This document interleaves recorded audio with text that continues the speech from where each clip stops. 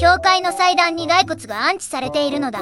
それも全身を金と宝石でびっしりと飾られた骸骨が400年以上そこにあるのだ。ドイツバイエルン州の観光客が思わず2度見なすというカタコンブの聖人、一体何者なのだ？ちょっと待って、教会に宝石まみれの骸骨？しかも400年以上前から？それって信仰なの？それとも何か別の理由があるの？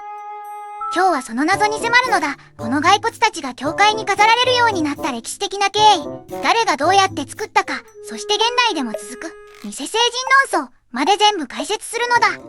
まずは舞台を説明するのだ。ドイツ南部バイエルン州には世界遺産にも登録されているノイシュバンシュタイン城があるほか、白い玉ねぎ型ドームが特徴的なバロック様式の教会がに点在しているのだ。その美しい教会の中に観光客が目を丸くするものが飾られているのだ。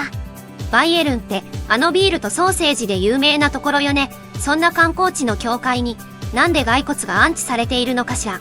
話は1578年のローマに遡るのだ。ローマ郊外にカタコンブと呼ばれる地下墓地が発見されたのだ。初期キリスト教徒たちが迫害を逃れて礼拝し埋葬された場所なのだ。そこには何千もの遺骨が眠っていたのだ。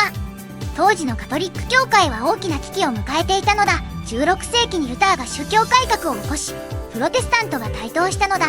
聖人崇敬は偶像崇拝だとプロテスタントは批判し、教会の装飾物を破壊する運動まで起きたのだ。これに対抗するためカトリック教会は反宗教改革を展開したのだ。反宗教改革ってプロテスタントへの対抗手段ってこと？でも骸骨とどうつながるの？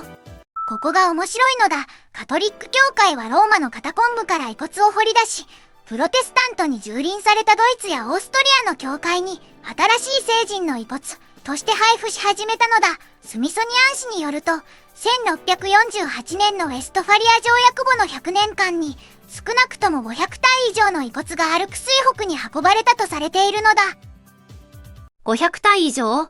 つまりカタコンブから掘り出した遺骨を正式な聖人の証明書付きで輸出するビジネスみたいなことをカトリック教会がやってたってこと？なかなかたくましい発想だわ。実際そうなのだ。バチカンは遺骨にヒジリ・アグリキウスとか聖文力也などの名前を付けた証明書を発行したのだ。ただしこれらの骸骨が本当にそのような聖人のものかどうかは誰にも確認のしょうがなかったのだ。現代の研究者の多くはほとんどは無名の一般人の遺骨だろうと見ているのだ。そして受け取ったバイエルンの修道院や教会はこれらの遺骨を単に安置するだけでなく、驚くほど手の込んだ装飾を施したのだ。金糸の刺繍、真珠、サンゴ、ガラスビーズ、宝石、金答え、修道女たちと地元の職人が何年もかけてまるで生きているかのような姿に仕立て上げたのだ。修道女たちが作ったっていうのが意外だわ。彼女たちにとってどういう意味があったのかしら。芸術活動？信仰の表現？それとも単純に教会からの仕事だったの？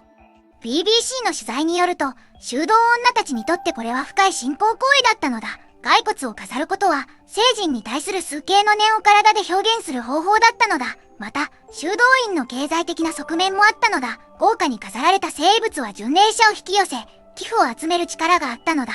つまり信仰と経済が一体となった取り組みだったのだ。技術的な側面も驚異的なのだ。まず骨を丁寧に洗浄し、針金で骨格を組み直す。そこに布を巻き、金糸や銀糸で刺繍を施す。ガラスで作った目を眼下にはめ込み、真珠で歯を飾り、額には金の冠を置く。この作業は一体仕上げるのに数年かかることもあったのだ。そのクオリティはもはや宗教美術を超えているのだ。この専門家あたりの工芸にはバイエルン州内の天使たちも関わっていたのだ。ちょっと待って。私が気になるのはそこじゃないわ。本当にその人が聖人だったのか確認できないって、さっき言ってたわよね。つまりこれって、信仰を利用した偽物の可能性があるってこと？現代の人たちはそれをどう受け止めてるの？現代では大きく2つの立場に分かれているのだ。一方は、たとえ無名の人物の遺骨だとしても、400年以上信仰されてきた文化遺産として価値がある。という立場。もう一方は、偽りの聖人を崇拝するのは信仰の本質を歪める行為だ。という批判的な立場なのだ。ここで少し比較してみるのだ。日本でも似たような文化があるのだ。京都の則密仏、つまりミイラを祀る慣習や、神社でご神体として祀られる人骨、亡くなった人の身体を特別な存在として飾るという感覚は、実は人類普遍の宗教的衝動から来ているのだ。バイエルンの骸骨も、日本の即身仏も、根底にある死を超えた存在への崇敬は共通しているのだ。日本との比較、面白い視点ね。でも即身仏は本人が自ら望んでなるものだから、全然違う気もするわ。バイエルンの骸骨って、その人たちは自分が宝石で飾られるなんて夢にも思ってなかったはずよね。現存するカタコンブの聖人は今も60体以上がバイエルン州内の教会に安置されているのだ。しかし維持管理は深刻な課題になっているのだ。金属の腐食、布の劣化、骨の損傷、修復には1体あたり数百万円規模のコストがかかることもあり、小さな村の教会には財政的余力がないのだ。さらに興味深いのは観光経済との関係なのだ。バイエルン州の観光局によると、カタコンブの聖人を目当てに訪れる観光客が増加傾向にあるというのだ。特に若い世代に怖いもの見たさ的な関心が高まっているのだ。信仰の対象だったものが観光資源化するという、なんとも皮肉な逆転現象が起きているのだ。最初の問いに戻るのだ。バイエルンの教会の骸骨が宝石で飾られた理由、分かってきたのだ。プロテスタントとの対立、聖遺物という精神的な武器、修道女たちの信仰と労働、そして巡礼経済。これはただの怖い展示品ではなく、500年にわたるヨーロッパ宗教史の産物なのだ。今日の話で一番重要なことを言うのだ。宗教的なものと偽物の境界線は、実は時代によって変わるのだ。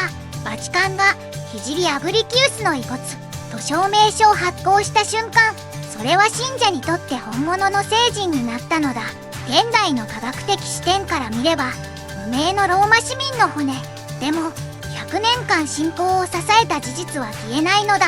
これを嘘だから価値がないと断言できる人がいるとすれば、それは信仰の本質を分かっていないのかもしれないのだ。個人的には、私はこれって信仰の美しさと宗教的欺瞞の両方が混在してる人間らしい文化の産物だと思うわ。誰かの遺骨に何年もかけて宝石を縫い付けた修道女の祈りは本物だったはずよね。結局誰の骨かは関係なかったのかもしれないわ。バイエルンに旅行する機会があれば、村の小さな教会に立ち寄ってみてほしいのだ。金と宝石に包まれた骸骨と向き合うとき、きっとヨーロッパの宗教と歴史の深さを体で感じられるのだ。この宝飾骸骨を美しいと思うか、奇妙だと感じるか、コメントであなたの答えを聞かせてほしいのだ。明日は毎週金曜恒例、地政学ウィークリーをお届けするのだ。今週の世界で起きた地政学ニュースをまとめて解説するのだ。チャンネル登録と高評価で待っていてほしいのだ。また明日なのだ。